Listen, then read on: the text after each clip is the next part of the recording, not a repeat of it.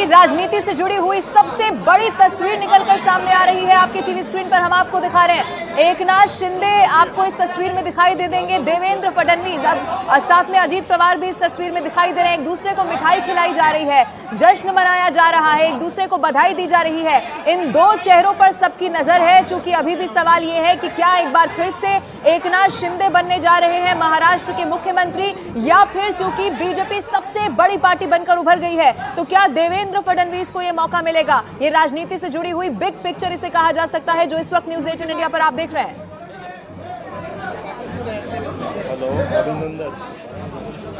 एकनाथ शिंदे, देवेंद्र फडणवीस, अजीत पवार एक दूसरे को बधाई देते हुए रिकॉर्ड तोड़ जीत यहां पर हासिल की गई है। वो प्रचंड जीत यहां पर हासिल की है जिसके लिए कड़ी मशक्कत यहां पर महायुति ने एकजुटता के साथ की। हालांकि अब सत्ता का सिकंदर कौन होगा, सिंहासन पर कौन बैठेगा, ये सबसे बड़ा सवाल है। क्या इसमें एकजुटता जो कि चुनाव प्रचार प्रसार के दौरान दिखाई दी थी, एकजुटता जो कि नीति और नीयत के दौरान दिखाई दी थी, ठीक वही दिखाई देगी, या अंदर खेमे किसी तरह की खींचतान हो सकती है, क्योंकि ये सियासत है और सियासत जो है वो पल पल में अपने रंग भी बदलती है। लेकिन उम्मीद यही की जा रही है, क्योंकि जब भी इस सवाल का जवाब यहाँ पर पूछा जाता है महायुति से, तो जवाब यही दिया जाता है कि जो पार्टी यहाँ पर तय करेगी फैसला वही सर्वोपरि होगा। जैसा कि देवेंद्र फडणवीस को भी आपने शुरुआत से ही सुना था, और बीजेपी का जो परफॉर्मेंस है वो जाहिर सी बात है बेहतरीन तरीके से सामने आया। पीयूष गोयल साहेब, चंद्रशेखर बावनकुळेजी, नीलमताई गोरे, सर्व महायुतीचे सन्माननीय उपस्थित असणारे मान्यवर नेते, पदाधिकारी, कार्यकर्ते आणि पत्रकार मित्रांनो, आपण आज सकाळी काउंटिंग सुरू होईपर्यंत प्रत्येक जण आपापले परीनं अंदाज व्यक्त करत होते।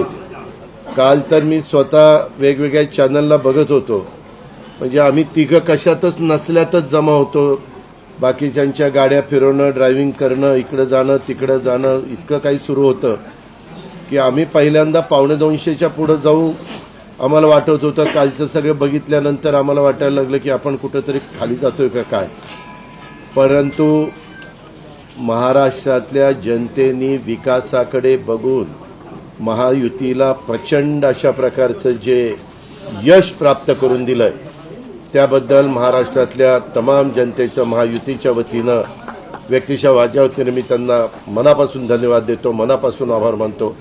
सगळेच कार्यकर्ते राबले, उमेदवार राबले, सगळे सहकारी घटक पक्षाचे, मित्र पक्षांचे सगळे आमचे सहकारी त्याच्यामध्ये स्वतःला झोकून दिलं आणि सगळ्यांनी ही निवडणूक आपली स्वतःची निवडणूक आहे असं समजून त्या ठिकाणी कामाला लागले। आमच्या ज्या योजना होत्या योजनांच्याबद्दल बरेच थोडीशी चेष्टा मस्करी करण्यात आली, आम्हाला त्याच्यामध्ये दोष देण्यात आला, आमची थोडंसं टीका टिप्पणी करण्यात आली की राज्य कंगाल केलं, अमुक झालं तमुक झालं, परंतु नंतर त्यांचे जाहीरनामे बाहेर आल्यानंतर आम्हाला ते दिसलं की हे काय चाललेलं आहे, कसं चाललेलं आहे, कुठलाही हिशोब न ठेवता अशा प्रकारचे जाहीरनामे बाहेर आले आणि आपण सगळ्यांनी त्या ठिकाणी पाहिलं। आम्ही मुळात काय केलं, लोकसभेच्या निवडणुकीच्या निमित्तानं आम्हाला मोठं अपयश आलं, म्हणजे महाराष्ट्रामध्ये आम्हाला तिघांनाही वाटलं नव्हतं की बाबा अशा प्रकारचं आपल्याला अपयश मिळेल, परंतु ते मिळालं, आम्ही ते मान्य केलं, त्याच्यातून आम्ही पुन्हा सावरण्याचा प्रयत्न केला। अर्थसंकल्प सादर करत असताना आम्ही सरकारमध्ये तिघांनी मिळून काही योजना जाहीर केल्या, त्या योजना इतक्या पॉप्युलर झाल्या, त्याच्यामध्ये लाडकी बहिणा म्हणजे गेम चेंजरच ती योजना झाली। अंडर करंट असा का बहिणींनी दाखवला की मी सगळे उताने पडले, सगळे आडवे झाले।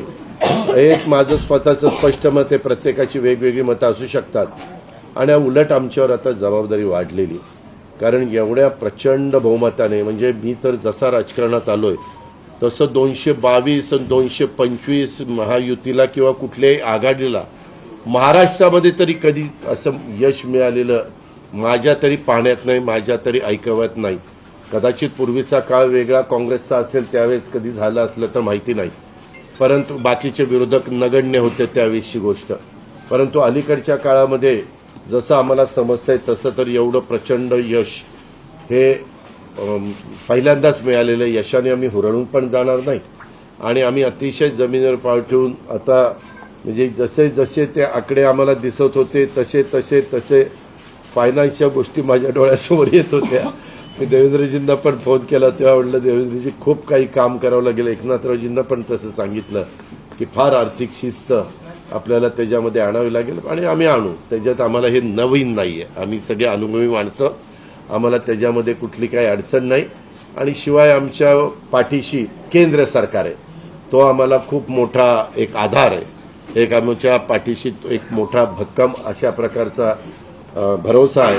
आणि त्याच्यामुळं या सगळ्या ज्या काही गोष्टी झालेल्या आहेत, आता विरोधक टीका करतात की बाबा बॅलेट पेपरनी घ्यायला पाहिजे होतं, मग बॅलेट पेपरने लोकसभेला पण घ्यायला पाहिजे होतं. लोकसभेचा निकाल लागला की तो बरोबर आणि इथला निकाल लागला की मग बॅलेट पेपर यायला पाहिजे, मग मशीन काय ईव्हीएम बरोबर नाही, असं नाही चालत. आता झारखंड पण आमच्या हातनं गेलंच ना, आम्ही कुठं काय म्हणतो. ठीक आहे, त्या जनतेने कौल दिलेला आहे तशा पद्धतीनं महाराष्ट्रातल्या आणि विशेषतः महाराष्ट्रामध्ये बऱ्याचदा आपले जे 6 रिजन आहेत ना, मराठवाडा, विदर्भ, पश्चिम महाराष्ट्र, कोकण, मुंबई, अशा सगळ्या वेगवेगळ्या रिजनमध्ये, नाशिक, सगळीकडेच तुम्ही बघितलं तर सगळीकडे महायुती जोरात चालली. असं कुठं नाही की मागच्या वेळेस कसं झालं, आम्हाला झटका दिला तो मराठवाड्याने दिला, आमची एकच जागा त्यावेळेस भुमरे साहेबांची आली संभाजीनगर सिटीतली, बाकीकडे सगळीकडे आम्हाला दारुण पराभवाला सामोरं जावं लागलं. आणि तसं ह्यावेळेस झालं नाही. तुम्ही जर अंदाज घेतला तर सगळीकडेच चांगल्या प्रकारे महायुतीला यश मिळालं. काही जागा गेल्या त्या फार थोड्या मतांनी त्या बाबतीमध्ये गेलेल्या आहेत, असंही चित्र. आणि मीडियावाल्यांनो, मला एक तुम्हाला इलेक्ट्रॉनिक पण आहे, प्रिंट पण मीडिया आहे, मला एक कळत नाही, तुम्ही खऱ्या बातम्या देत चाला ना. जे खऱ्या देत नाही त्यांना मला म्हणायचं तुम्ही बाकी सगळे खऱ्या बातम्या देतात, त्याच्याबद्दल दुमत नाही. पण मी टीव्ही चालू केलं आणि अजित पवार पोस्टल बॅलेटमध्येच मागं, मी विचारतोय तिथं फोन करून, ते म्हणले नाही दादा आपण पुढे आहे. आता माझं लीड 1,02,000 मताधिक्य मी मिळवलंय आणि खुशाल तुम्ही दाखवताय अजित पवार मागं, अजित पवार मागं. मग काही जण म्हणलं का रे असे दाखवतायत, टीआरपी त्याच्याशिवाय वाढत नाही. अरे तुमच्या टीआरपीला आम्हाला का मातीत घालताय, आमची का बदनामी करताय. त्याच्यामध्ये मी नंतर पुन्हा अधिकाऱ्यांच्याकडनं माहिती घेतली की नक्की पोस्टल बॅलेट किती झाले. पोस्टल बॅलेटमध्ये पण आम्ही पुढे होतो आणि रेग्युलर मतदानामध्ये पण पुढे होतो. सांगायचं तात्पर्य की बाबा तुमच्यावर सगळ्या चॅनलवर जनतेचा एवढा विश्वास आहे, म्हणजे विश्वास नाही ते सकाळच्या 9 वाजताच्या भोंग्यावर विश्वास नाही, पण बाकीच्यांवर फार विश्वास आहे. माझं एवढंच म्हणणं आहे की खऱ्या बातम्या दिल्या तर काही वाईट होणार नाही. पण खूप चांगलं यश मिळालं. अजून पण काही काउंटिंग चालू आहे, काही ठिकाणी रिकाउंटिंग मागितलेलं, ठीक आहे, तो त्यांचा प्रत्येकाचा अधिकार आहे. पण खरोखरीच सगळ्याच राज्यातली जबाबदारी आम्हा महायुतीवर वाढलेली आहे आणि त्या उलट आम्हाला अधिक जास्त बारकाईनं इथून पुढे काम करावं लागणार आहे. कारण एवढं दैदिप्यमान यश ह्या सगळ्यांनी मिळवून दिलेलं आहे आणि जनतेचे मानावे तेवढे आभार कमीच आहेत. म्हणजे काय आता त्यांच्याकरता, म्हणजे त्यांच्या ऋणातच आम्ही राहू इच्छितो. आणि 5 वर्ष अक्षरशः अतिशय एकोप्याने ही युती शेवटपर्यंत कशा पद्धतीनं काम करेल आणि जनतेने टाकलेल्या विश्वासाला कुठल्याही परिस्थितीमध्ये तडा जाऊन दिला जाणार नाही. अतिशय चांगल्या पद्धतीनं राज्याच्या सर्वांगीण विकासाच्या करता जसं आम्ही विकास हा केंद्रबिंदू मानून पुढे गेलो, तशाच पद्धतीचं काम हे इथून पुढच्या काळामध्ये देखील महायुतीच्या वतीनं त्या ठिकाणी चालेल अशा प्रकारची खात्री मी आपल्या पत्रकार मित्रांना पण देतो आणि आपल्यामार्फत महाराष्ट्रातल्या तमाम जनतेला देतो. पुन्हा एकदा मतदार बंधू भगिनींचं, सर्वांचं, मीडियाचं, इलेक्ट्रॉनिक, प्रिंट, सर्वांचं मी मनापासून आभार मानतो, मनापासून धन्यवाद देतो. धन्यवाद.